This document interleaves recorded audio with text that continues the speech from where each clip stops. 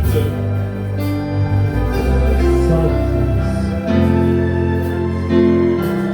C'est le moment le plus important de ces cultes. Ungeliabudu kama vile unatoa sadaka.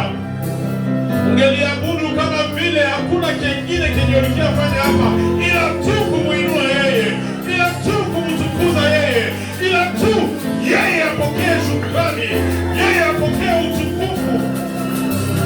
Kweli hakuna aliye kama wewe Bwana. Hatuwezi kukulinganisha na yeyote yule Bwana. Wewe tu unastahili. Hakuna aliye kama wewe Bwana. Hatuwezi comparer les grands de ce monde à ce que tu es, Seigneur. Hata wazazi wetu wafike. Ndio maana wewe tu unastahili.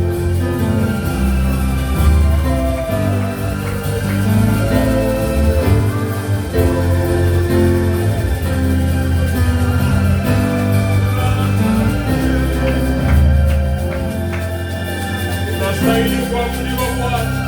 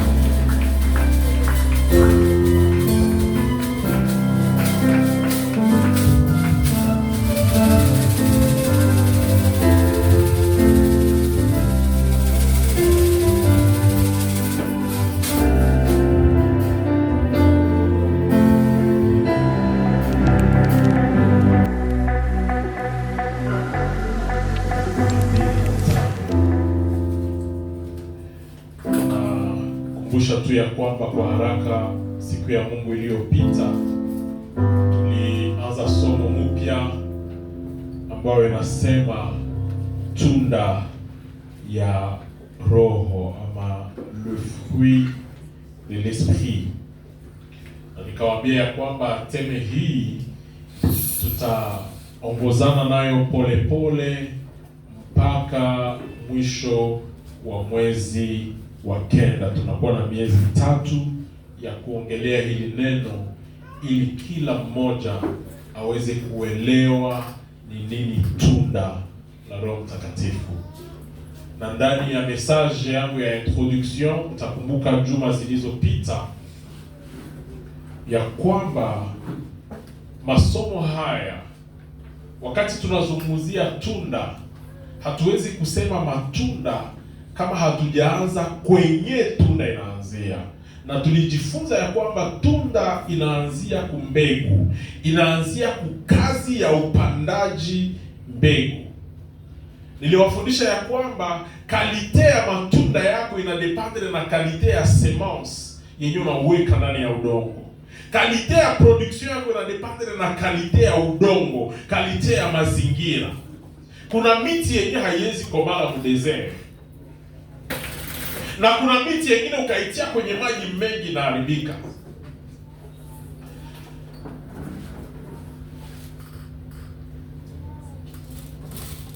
Na kwa miaka ambayo imepita nimekuwa na observe sana wakulima. Wakulima wanafanya attention kwa vitu viwili.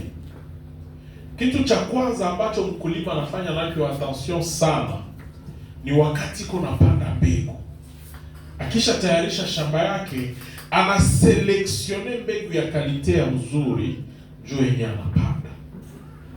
Na wakati amepanda, anasurveiller shamba. Kuna uwezekano ndege zinaweza pita mshamba zinalogota mbegu. Ile mbegu yenye haia germe, wakiogota na kuitoa, inaharibu expectations, inaharibu matokeo. Sababu hii yenye imekuliwa haitakomaa. Amen. Amen. Muda mwingine ambao wakulima wanaangalia sana shamba yao ni wakati mavuno inaanza onekana. Wakati matunda inaanza onekana, wakati matunda igali kidogo kidogo, wanaangalia sana ndege zisikuja ziharibu ama watu wasije waharibu. Ndio tunakutana mashamba zingine wanatia hapo imastatu ya kuonesha kuko presence ya ndege, zinaona wanasema kuko presence ya watu, hawatakuja kuharibu.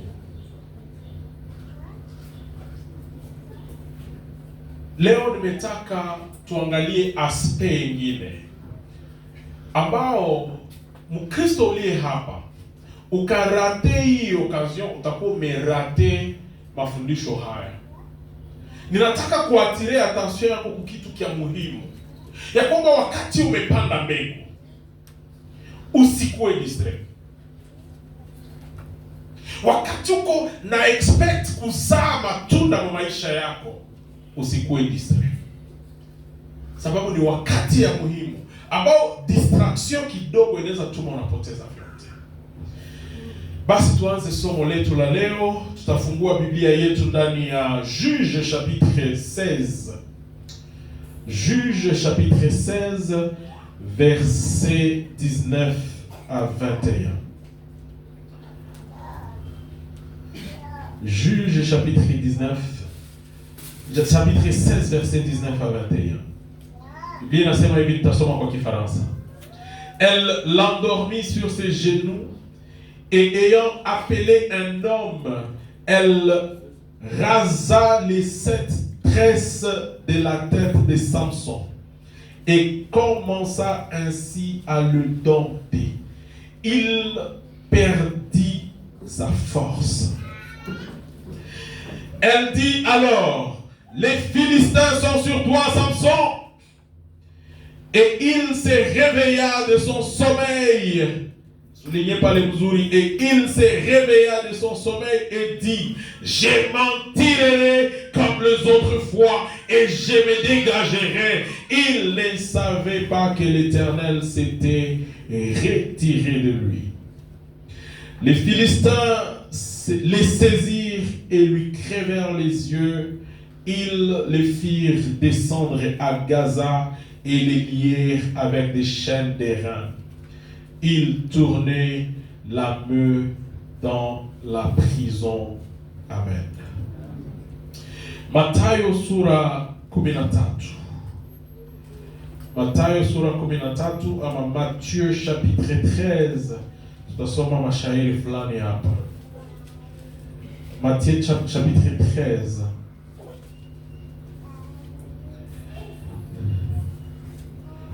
Matthieu chapitre 13 tutasoma 24 à 30. Hii ni parabole ambayo wengi tunaijua. Il leur proposa une autre parabole et il dit: le royaume des cieux est semblable à un homme qui a semé une bonne sémence dans son champ. Mais pendant que les gens dormaient, son ennemi vint, sema des livrets parmi les blés et s'en alla. Lorsque l'herbe y poussait et donnait du fruit, l'ivraie parut aussi.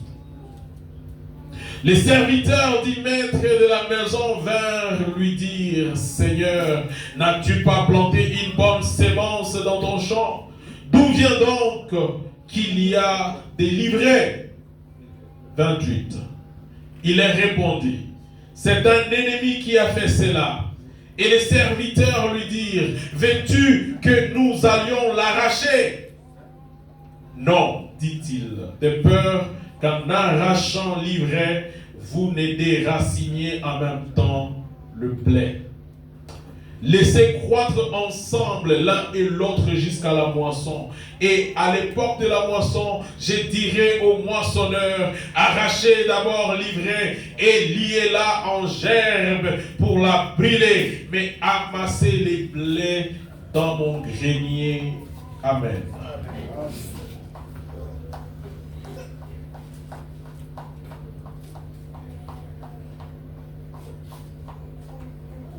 Pendant leur sommeil. Nasoma hii verse moja kwa Kiswahili. Biblia inasema, lakini wakati kila mtu alipokuwa amelala, adui yake akaja na kupanda magugu katikati ya ngano, akaenda zake. Shinda usingizi, usiharibu matunda. Teme yetu ya leo: shinda usingizi, usiharibu matunda. Vaincre le sommeil pour ne pas compromettre son fruit.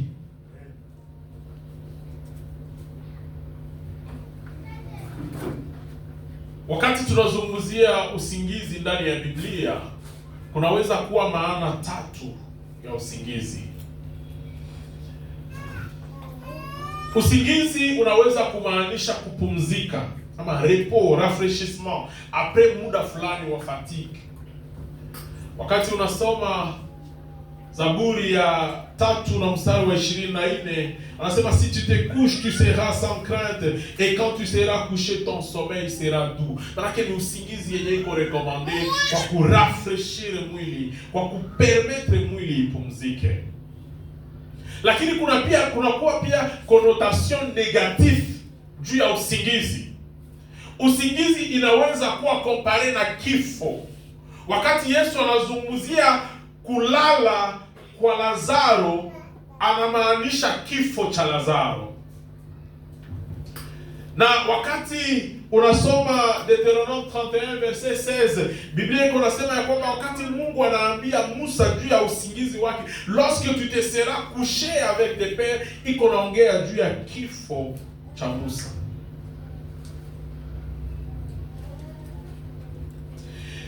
Nous ne voulons pas, frères, que vous soyez dans l'ignorance au sujet de ceux qui dorment, afin que vous ne vous affligiez pas comme les autres qui n'ont point d'espérance. Lakini habari njema ni kwamba Mkristo mpenzi, usingizi wa kifo isikuogopeshe. Inaogopesha wale ambao hawako ndani ya Kristo. Ukisoma hii verset 14 ya 1 Thessaloniciens chapitre 4, wanakuambia kwamba wale wenyewe wanalala ndani ya Kristo wanakuwa na tumaini ya kuamka tena ndani ya Kristo. Sema usingizi usikuogopeshe hata kama unakuwa na connotation ya kifo. Yengine aspect ya usingizi na njoo kwenye nda insiste sana leo, Mfransa nimeandika un état de déclin spirituel. Iko kama umeporomoka kiroho kabisa, umepoteza busole mu maisha yako ya kiroho. Wakati tutazungumzia usingizi hapa, ni ile aspect ndio niko nazungumzia ya wale watu ambao wamelala kabisa, wamekuwa baridi, hawako tena kiroho. Ile moto ambayo inawakisha maisha ya kiroho imelala kabisa. C'est pourquoi il est dit: réveille-toi, toi qui dors, réveille-toi d'entre les morts, et Christ t'éclairera. Wandugu wapenzi, ni katika usingizi ndio Samsoni alipoteza nguvu zake zote. Wakati alilala akapoteza nguvu zake zote. Ni katika usingizi ndio hao wamama wawili walikuja na vita mbele ya mfalme Salomon, sababu ni katika usingizi ndio mmoja aliweza kulalia mtoto wake na kumuua. Ni katika usingizi ndio adui alikuja kupanda magugu katikati ya ngano. Bien-aimé, ni katika usingizi wetu ndio adui anapanda magonjwa ndani ya maisha yetu. Ni katika usingizi ndio adui anaharibu ndoa zetu. Ni katika usingizi ndio adui anaharibisha destiny za watoto wetu. Ni katika usingizi ndio tunapoteza mali ya jamaa zetu. Ni katika usingizi ndio tunajikuta kumbe tushakatoka njia. Unajua kama uko kuvola, uko nenda msafari yenye iko na manjia za mingi, ukisinzia kidogo distraction utajikuta umeenda njia nyingine yenye haikuwa yako. Ni katika usingizi ndio adui anaempoisonner mariage za mingi. Ni katika usingizi ndio wajane wanaperdre destiny zao. Lakini tutambue ya kwamba tukiamka Bwana atatuangazia. Ndio vile Efesiens 5:14 inasema, amkeni ninyi ambao mnasinzia, na wakati mtaamka Bwana atawaangazia. Tutambue tena ya kwamba Mungu anakuwa na plan juu yetu. Mungu anakuwa na plan juu yako. Mungu anakuwa na agenda, anakuwa na programme juu yako. Mungu anakuwa na programme juu ya familia yako. Mungu anakuwa na programme juu ya nchi, juu ya nation mzima.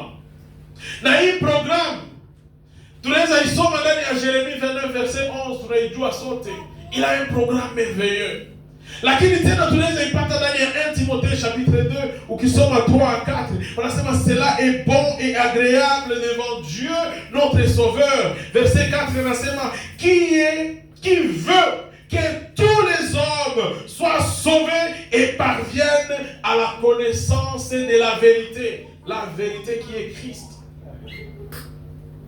Anapenda sote tuokolewe, anapenda sote tuishi maisha ya mzuri, anapenda sote. Baraka hizi ambazo zimeandikwa ndani ya Yeremia 29 mstari wa 11, anapenda tuziishi. Lakini kwa upande mwingine, adui shetani naye anakuwa na mpango, naye anakuwa na projet. Na Petro iko na attirer attention yetu, anasema soyez sobre, veillez. Soyez sobre, veillez. Votre adversaire, le diable, anamuidentifie mzuri. Kisha anasema rôde comme un lion rugissant, cherchant qui il dévorera. Mkiswahili tunaweza sema adui iko na zerera, iko na tafuta nani atamurarua. Na iko na kutafuta kurarua jua kufanya nini? Jean 10:10. Il ne vient que pour voler, tuer, détruire. Tu viens pour kutafutia. Plan ya shetani ama programu ya shetani ni ya kukuzuru wewe usiujue mpango wa Mungu. Ubaki kipofu kabisa, ubaki katika usingizi kabisa. Na ukibaki katika usingizi hautapokea mwangaza wa Yesu, kama vile tumesema ndani ya Waefeso sura 4.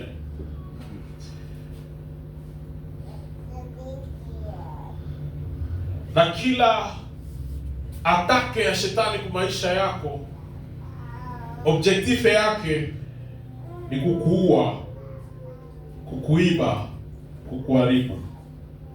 Hapendi ujue Kristo, na napenda asukume watu wajirebele contre Mungu na contre sheria zake.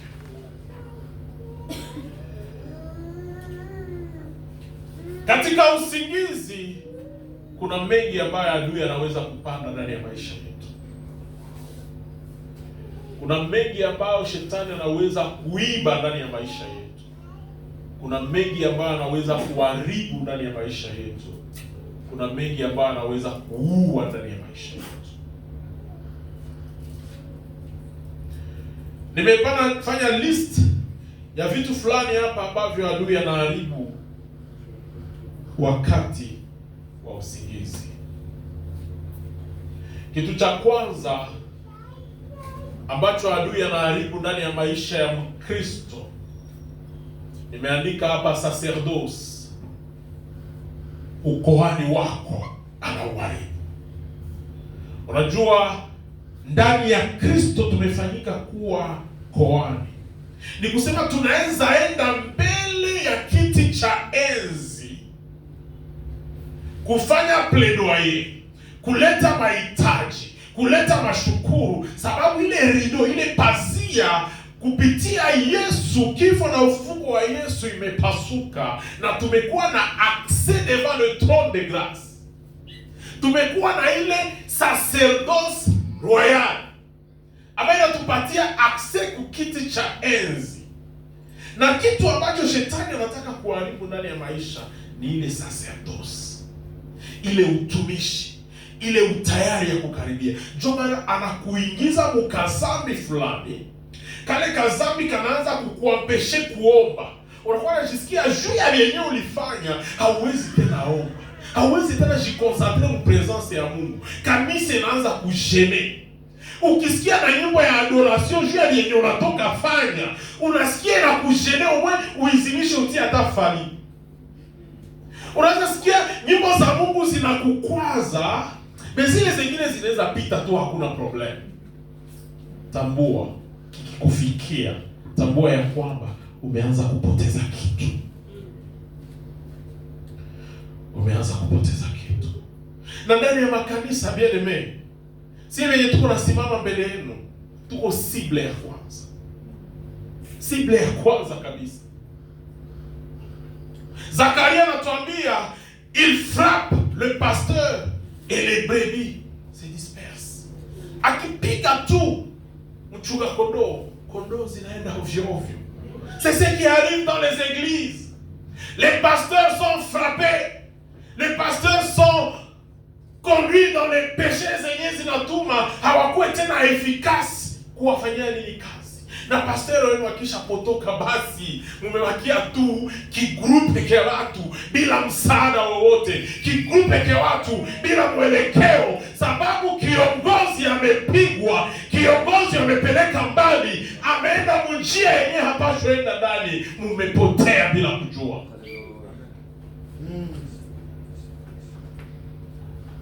Ndani ya sacerdoce unakuwa maneno mbili ambayo ningetaka usulinye.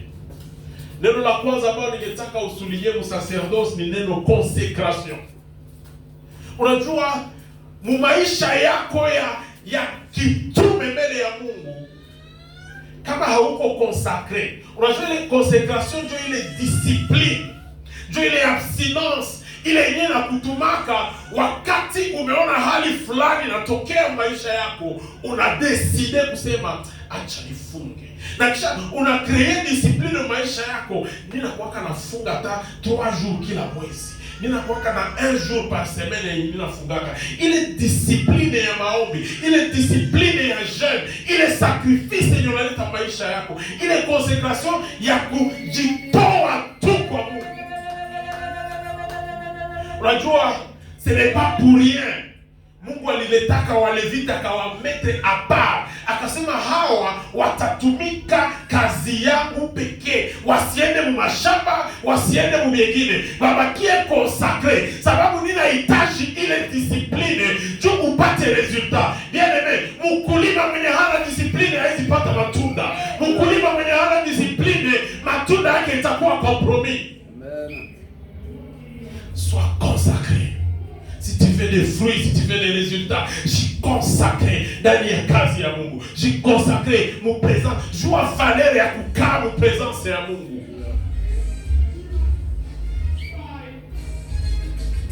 Il est dévotion, il est persévérance, il a fait partie ya consécration yako. Il a fait partie, il est imani ya kuamini ya kwamba Mungu atatenda. Hata kama ninachelewa, Mungu unakuwa na kimya, unakuwa na amani, sababu unajua Mungu atatenda. Sina wasi, ninajua atatenda. Unakaa kimya hata kama hauna mavazi. Mtumishi mpendi,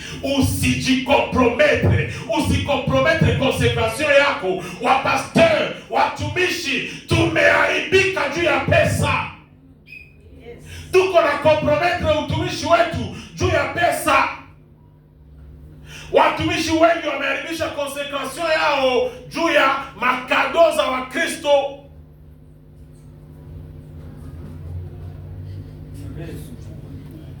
Hauna tena nguvu mbele ya Mkristo fulani, sababu iko na uwezo ya kukumanipule. Iko na uwezo ile 20,000 francs, 50,000 francs yenyewe nakupatiaka, inatuma naanza kukukomande gizi anapenda. Récupère ta destinée, bien-aimé. Usipoteze konsekration yako juu ya maavantage za hii dunia.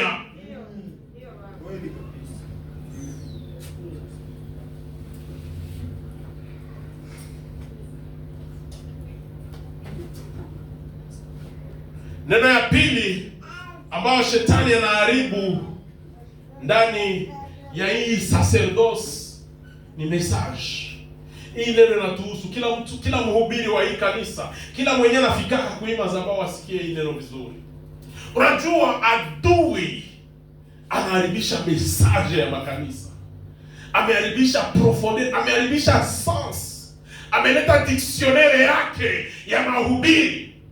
Tumeleta interpretation za mahubiri zenye ziko kwa avantage yetu. Unaweza kuwa ulifanya zambi, Mkristo liye hapa, na unaijustifie na Biblia. Unaanza tafuta majustification mu Biblia. Hauko nasoma tena Biblia ili utoshe ndani ukweli yenye itaweka watu huru, lakini unaanza tosha majustification za kutengeneza picha yako mbele ya watu. Fanya angalisho, Kristo uliye hapa. Adui anatafuta haribishe utakatifu wako, anatafuta haribishe konsekration yako, haribishe priesthood yako. Na kikiharibika, unageuka kitu bure. Hauna tena valeur, hauna tena essence. Fanya angalisho, Kristo mpenzi. Fanya angalisho, Mkristo uliye hapa.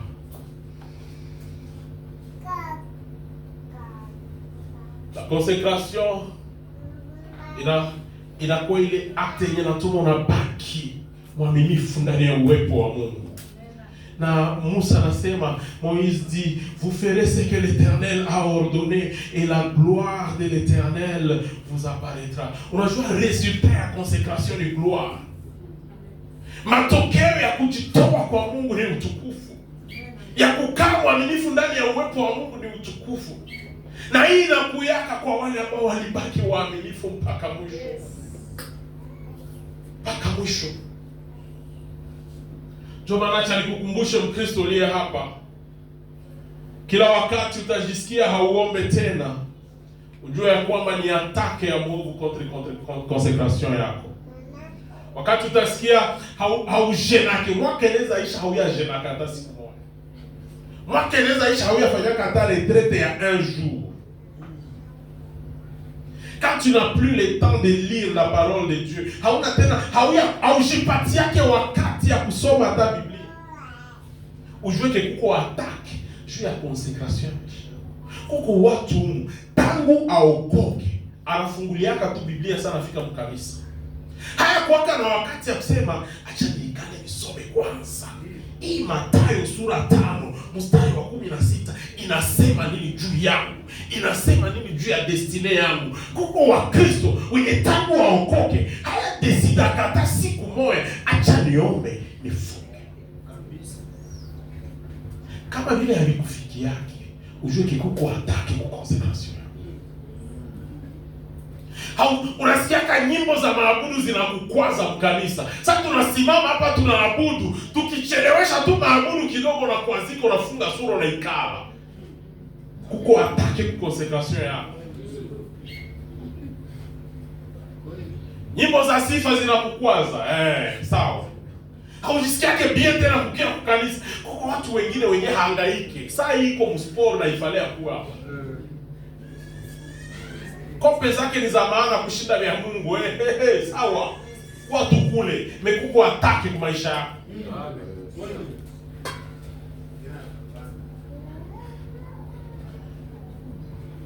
Uko napewa kazi ya Mungu na ikataa.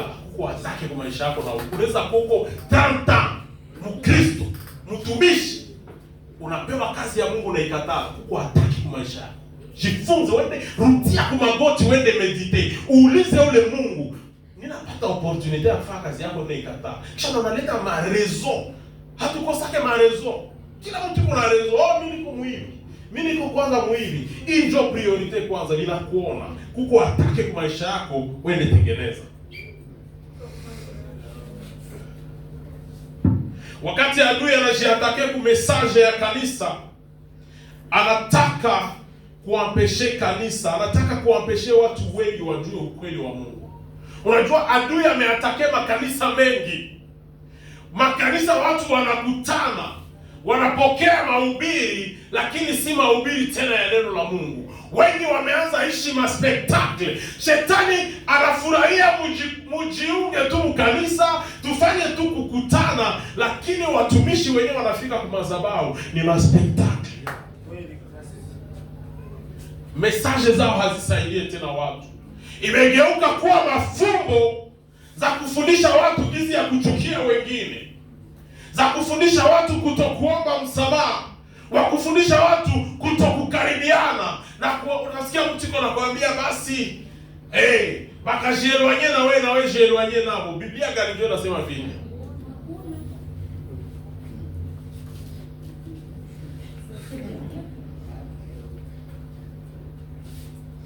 Le diable peut faire en sorte que tuendelee kukuya hapa, mais na hatuko nasaidiwa. Tunakuwa nakuya hapa, tunaimba, tunasikia maneno hapa kila siku, mais hatuko nasaidiwa. Watu wengi anafanya 30 ans mkanisa, mais haya kuwaka transforme. Angali ule tu avant aokoke. Na sababu ashaka batiziwa hata, mais angali ule tu. Bien nimekuko ataki kwa maisha. Objectif ya hii message ni kutransformer maisha yetu. Ngizo ulikuwa jana, tukujue tofauti leo. Tukuone kama Mkristo ambaye amekomaa, anaanza kukaribia kufanana na Kristo. Mais wewe ungali ule. Kuko atake kwa maisha yako. Tafuta solution.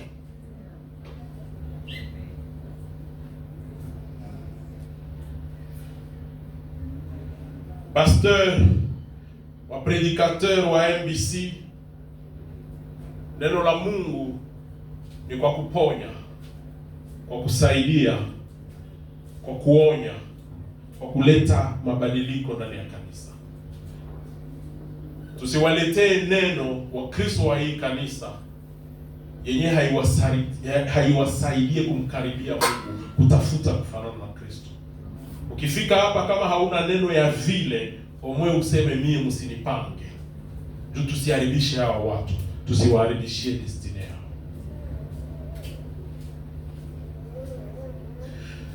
Nilisema kitu cha kwanza ambacho adui amependa kuharibisha ni sacerdoce yako. Kitu cha pili ambaye adui iko napigania aharibishe, anapenda aharibishe kanisa. Kanisa, wakati adui anajiatake kwa kanisa, anataka kudetruire societe mzima. Sababu wakati mnakuja hapa, mnakuja na watoto wenu, mnakuja na bibi zenu na bwana zenu, mnakuja kama jamaa. Na kisha hapa, kama hatuwatolee maneno, tabia za kuwasaidia muwe watu wazuri, ambao wanamjua Mungu, ambao wanampenda Mungu, ambao wanajazwa na Roho Mtakatifu na wanaleta maendeleo, tutakuwa tuko naharibisha societe mzima. Sababu ni ninyi ndio societe. Wanasema familia ndio base ya societe. Tukiharibu jamaa zenu, tunaharibu societe mzima. Na ndio maana shetani wakati anaingia mkanisa kuharibu kanisa, objective yake haiko kuishia tu mkanisa. Objective yake mafamilia zenu ziharibike, societe mzima iharibike. Kama leo Wapasteri wa kikongomani mwingine wako na reputation ya mbaya. Objectif haiko tu zile kanisa tu ndio ziharibike. Objectif ni reputation ya taifa mzima iharibike. Ndio maana chunga reputation ya kanisa, chunga reputation ya jamaa, chunga reputation ya taifa mzima. Reputation yako ikiharibika, umeharibu reputation ya wakongomani wote.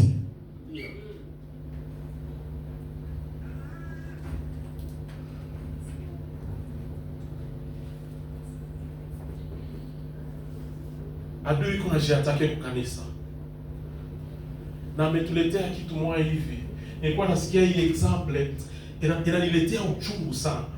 Nilisikia papa anasema pale ni mganga, ni medecin. Anaweza kutuexplain kitu moja wanaita les maladies auto-immunes. Unasikia mtu amedevelope mwili maselule zenye zinaanza piganisha maselule zingine zinawazia ni magonjwa. Kisha unasikia mtu anaanza jikufia tu ye peke. Vinapigania tu mule ndani. Haikuwa sema ulipata kanseri, hapana, haikuwa hata kanseri. Ni selile zako tu zenye zimeangalia selile zingine. Sasa hii zinafanana maadui. Bana ziinterprete mubaya, banaanza zipiganisha. Ndio nasikia kama mtu maglobule ziliisha mwili. Ziliisha namna gani? Huko kakope kingine kanilamuka tu kule kaka decide fanya diga. Na njoo biko natokea makanisa. Adui ametuletea fujo mu makanisa. Tunaanza angaliana. Ule simofere confiance. Ule asinisalimie kwanza. Siwezi beba mikro yenye alibeba. Sijue kwanza kama iko nawaza nini juu yangu hii masiku. Banaanza ba create mo machenga zenye zinatuma mnaanza create distance. Na mmoja akasema neno, mwingine anainterprete kwa façon nyingine, mnaanza vita. Mavita zimeinuka ndani ya makanisa juu ya maneno, mal interprete, juu ya maendeleo. Mwingine ule ndio mnakula makuta zote za kanisa. Mnapigana.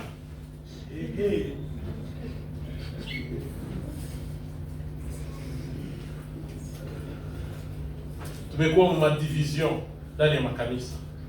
Kazi ya adui tuko atake. Tuko atake. Tumekuwa mu mavita. Vita unajiuliza zimetokea wapi? Tuko atake. Na objectif ya adui atusambaze. Atusambaze. Mkristo aliye hapa, wakati kanisa inapigana ndani yake, tunakuwa tuko napatia adui legitimite. Legitimite ndio legal right. Tunapatia droit ya kujengere mu bietu.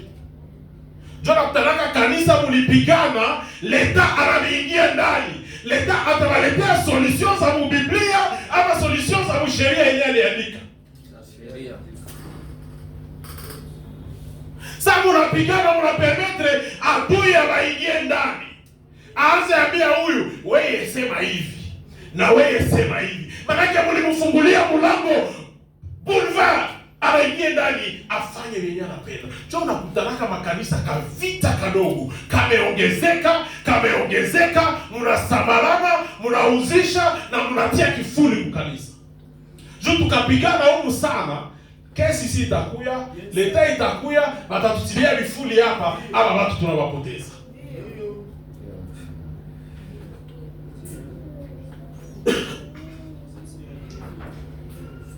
Na ile inakuwa iko na renforcer agenda ya shetani. Ndio utakutana makanisa juu ya hivi vitu. Batu bainje, shetani ametuingia ndani. Ndio nakutana makanisa mshaka kuwa malua zenye zinafanana na lua za dunia. Mshaka kuwa na pratique zenye zinafanana pratique za dunia. Ndio utakutana exemple wakati yenye Daniel wanaleta lua ya kusema mtu asiombe. Pada hizi masiku mtu asiombe. Ile ni atake contre kanisa. Tunakutana makanisa ndo adoration tu ni 3 minutes. Baibaji mkivukisha adoration ya 3 minutes mnapigana na baraza, pasteur.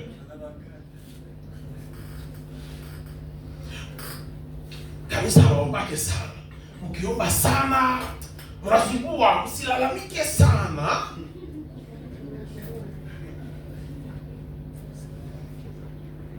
Malua zisha waingia ndani na mjua mko atake.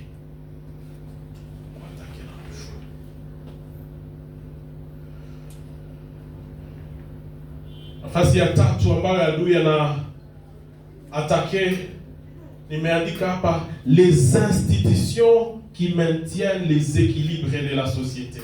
Nimepana par exemple les familles, nimepana par exemple école, tunaweza lister na vingine. Les institutions qui maintiennent les équilibres de la société.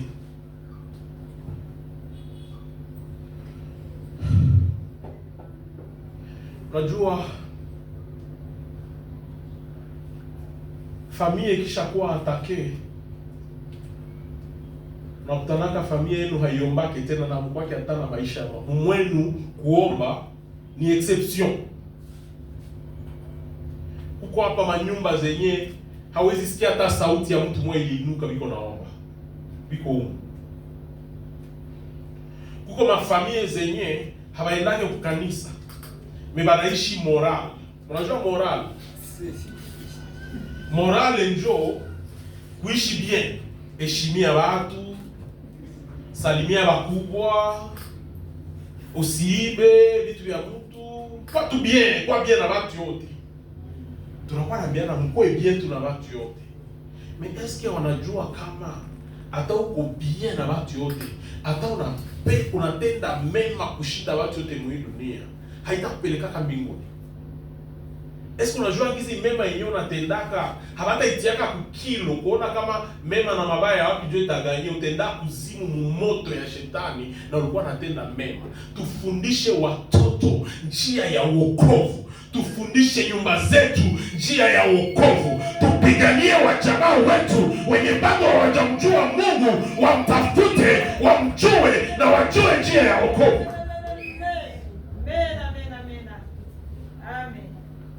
Jamaa zinapiganishiwa sana. Nilikuwa nasikia uchungu kuona rais wa nchi fulani anaingia mu klase ya watoto wa 6 ans, iko na wafundisha, anawaambia jamaa inaweza kuwa baba na baba ama mama na mama.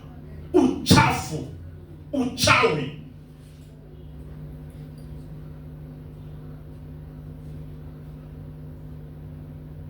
Tufundishe watu njia ya wokovu kuanzia nyumba zetu. Masomo leo zimeharibiwa na masheria. Ulikuwa unajua wakati fulani watoto wakifika shuleni wanaomba, wanaabudu, wanaanza shule na wameomba. Watu wameleta malua za laicite. Kila dini yote kuna droit ya kuexiste, hatuwezi imposer dini kwa watu yote.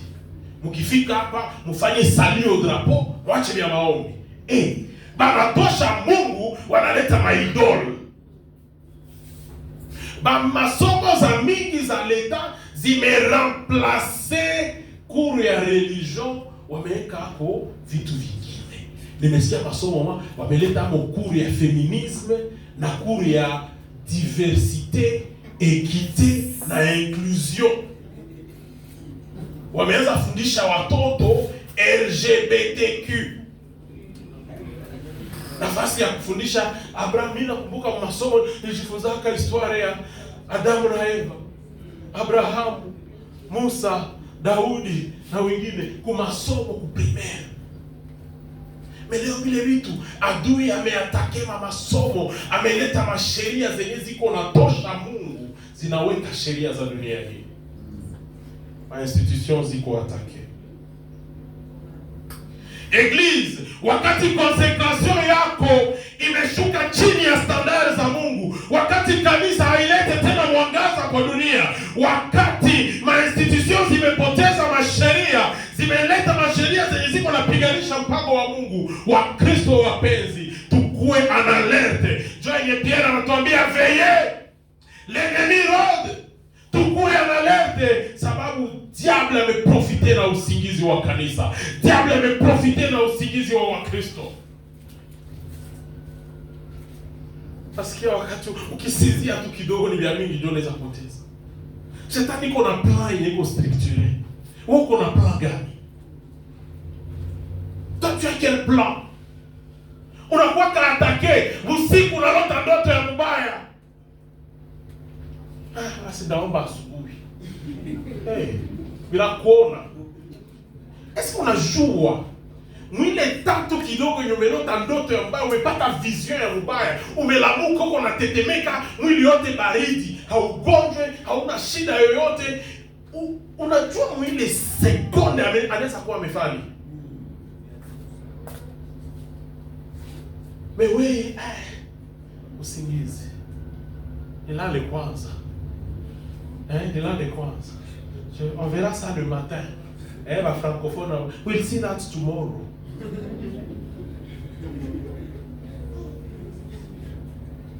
You'll see that tomorrow.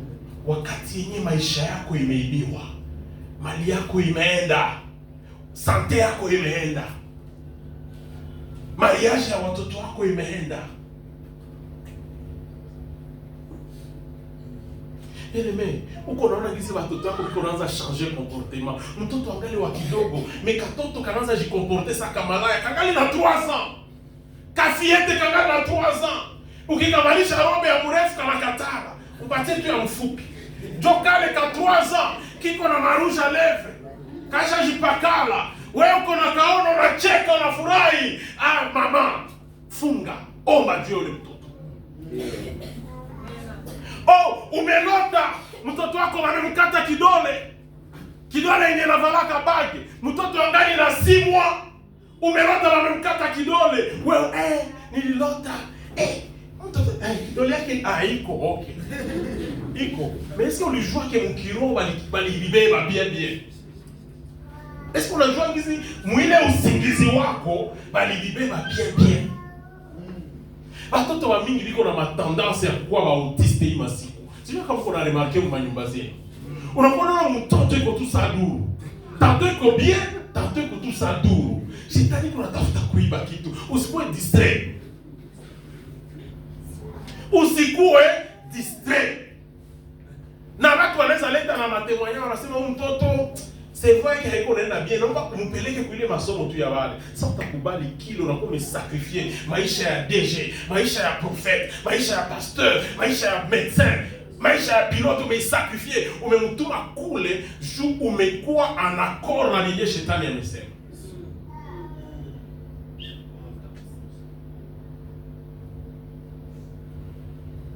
Toka usingizi usiharibishe matunda. Toka usingizi usiharibishe matunda. Mambo haya Mission Baptist Church, kama hatutaki tufikie, kama hatutaki ifikie jamaa yetu, nous ne devons pas être seulement des chrétiens de nom. Tusikuwe tu wa Kristo wa China. Tusikuwe tu wa Kristo wa maheritage. Nilizaliwaka Musebe, nikakomalia Musebe, nikabatizwa Musebe, watoto wangu wote wakazaliwa bila kuona. Uko Mkristo wa China. Est-ce que umekutana kweli na Yesu? Est-ce qu'on a relation na Mungu? Est-ce qu'on a valeur ya maombi mu maisha yako? Est-ce qu'on a kazi za Roho Mtakatifu mu maisha yako? Est-ce que uko na matunda? As-tu des résultats spirituels? As-tu une expérience avec Dieu? Est-ce que uko na mwendo safari yenyewe umetembea na Mungu na unajua nimetembea na Mungu, nimeona mkono wake, nimeona uaminifu wake, uko na ile experience? Tuache kuwa wa Kristo wa China tu. Nous devons être des chrétiens remplis du Saint-Esprit, comme le dit Ésaïe 32 verset 15. Bible inasema jusqu'à ce que l'Esprit soit répandu d'en haut sur nous et que le désert change en verger et que le verger soit considéré comme une forêt.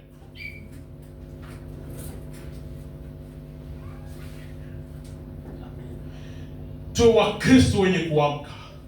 Tuwe wa Kristo wenye kuveye. Tuwe wa Kristo ambao wanajazwa na Roho Mtakatifu. Tuwe wa Kristo ambao wanabeba matunda ya Roho. Tuwe wa Kristo ambao wanampenda Mungu bila condition. Ambao wanaishi upendo katikati yao bila kujuana, bila tribu, bila lugha. Tupende Mungu kwa moyo zote, kwa akili zetu zote.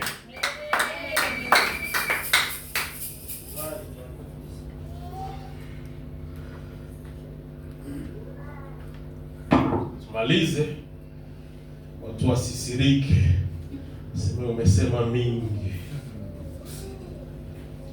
Mkristo ambaye amejazwa na Roho, Kristo ambaye ameamka, ni Mkristo ambaye ameelewa misteri za Mungu, ambaye ameelewa lugha ya Mungu, ambaye akilala usingizi, akiota ndoto mbaya, akipata vision mbaya, akisikia témoignage fulani, habari fulani, anajua discerner. Anajua hii haiko mzaa. Shetani haiko na blage, iko active. Sasa Mkristo mwenye amejazwa anajua kuinterprete hizi mambo. Anajua kuzidiscerne. Anajua ni nini inafaa afanye quelle que soit situation yenye inatokea. Kama ni kuomba, anajua mwi situation ifo niombe. Kama ni kufunga, anajua mwa hii hali ifo nifunge. Mwa hii hali ifo nijiconsacre tena davantage, niache blage mu maisha. Kama ni retraite ifo niende mu retraite. Kama ni offrande ifo nipane offrande. Mkristo ambaye ameamka na kujazwa Roho Mtakatifu anajua plan ya Mungu. Anajua plan ya Mungu ya siku za mwisho. Mkristo mwenyewe amejazwa Roho Mtakatifu anakuwa na kichwa ama anakuwa na reve mkichwa yake ya kumkumbusha tuko siku zibaya. Tuko siku za mwisho. Na hizi siku mpango wa Mungu ni huu. Urgence kwa Mkristo ambaye ameokoka, kwa Mkristo ambaye amejazwa na Roho Mtakatifu, si kutafuta mali, si kutafuta aonekane vizuri, lakini urgence yake ni kutafuta nafsi, ni kuwa na huruma ya nafsi, sababu anajua siku ziko zibaya, tuko siku za mwisho, watu wengi wako naenda mumoto, shetani iko naiba na watoto majamaa zetu. Simama kama askari ambaye unafungia shetani njia na kusema hautabeba na ule, hautabeba na ule. Nitasimama nihubiri habari njema, watu waokoke, sababu siku hizi ni siku zibaya. Na unajua ya kwamba niko co-laborer pamoja na Mungu. Mfransa wanasema co-ouvrier avec Dieu. Tuelewe urgence ya kutumika mshamba ya Mungu, sababu ametuita tutumike naye mwa hii urgence ya siku za mwisho. Mkristo ambaye ameamshwa, Mkristo ambaye amejazwa na Roho Mtakatifu ni Mkristo ambaye anaomba, amecreate maisha yake system ya maombi, culture ya maombi, culture ya kutafuta kumkaribia Mungu kila wakati.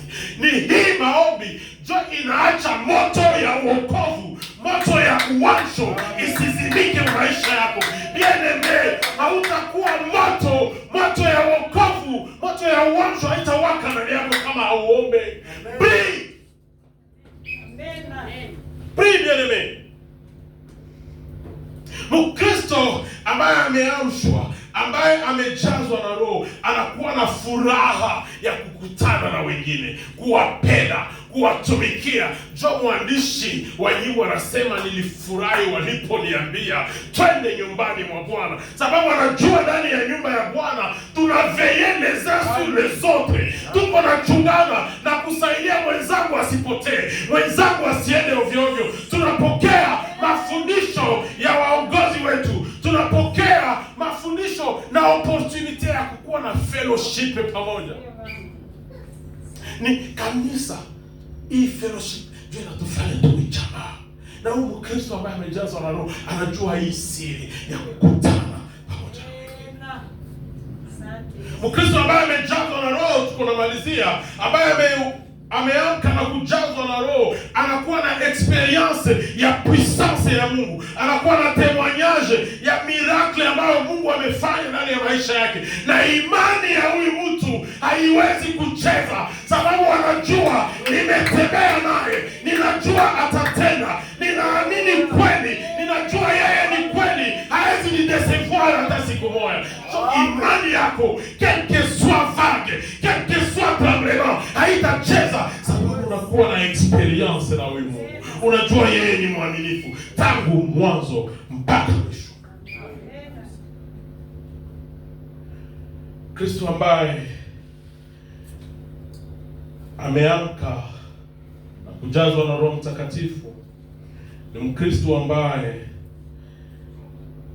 anatafuta kuona influence ya royaume de Dieu kudomine dunia. Anatafuta hizi tabia za kimungu kutawala dunia. Na hii njo neno ambayo ningetaka nikwambie Mkristo wa MBC, nikukumbushe tena. Kwambie kama mwiki rombe mtakuwa tabia za bien, tabia za excellence, za watu wenyewe wanapenda Mungu. Si njo tuanze onesha ile model.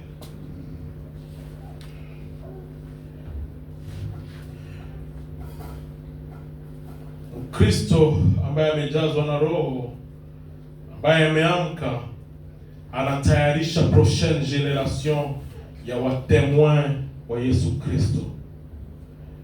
Tunaweza kufungua haraka 2 Timothée chapitre 2 verset 2. Ini neno ambao wengi wanajua. Biblia inasema, et ce que tu as entendu de moi en présence de beaucoup de témoins, confie-les à des hommes fidèles qui soient capables de l'enseigner aussi à d'autres.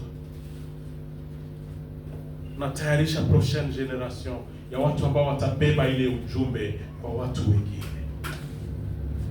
Na kwa kumaliza, acha nikwambie ya kwamba Mkristo ambaye amejazwa na Roho Mtakatifu anajaa upendo.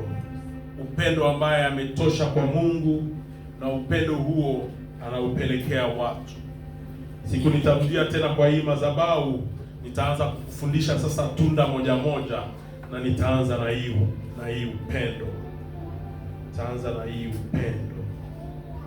Ni upendo kwa Mungu, upendo kwa watu